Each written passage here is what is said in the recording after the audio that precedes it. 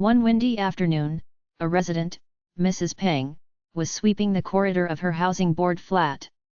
Suddenly, an elderly man, John, appeared and stood to enjoy the panoramic view of the surrounding. The sight was picturesque. Mrs. Peng was irked when he blocked her path.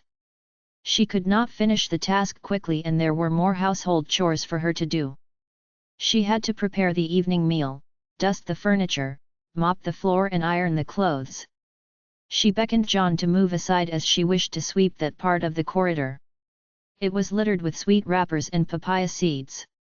It looked unsightly and posed a hazard to the residents' safety and well-being. As John had poor eyesight, he did not know that Mrs. Peng was telling him to move away. Mrs. Peng was infuriated when he did not move aside.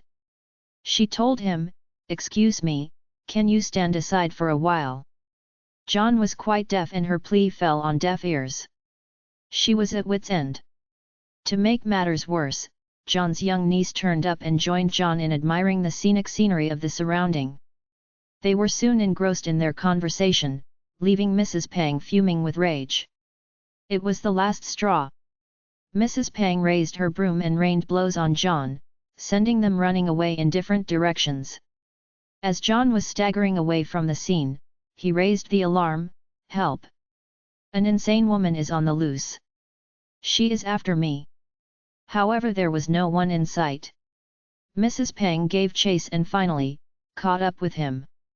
She kept on hitting him until he passed out. It seemed that she vented her anger on him. Mrs. Peng was later arrested for assaulting an elderly man in public.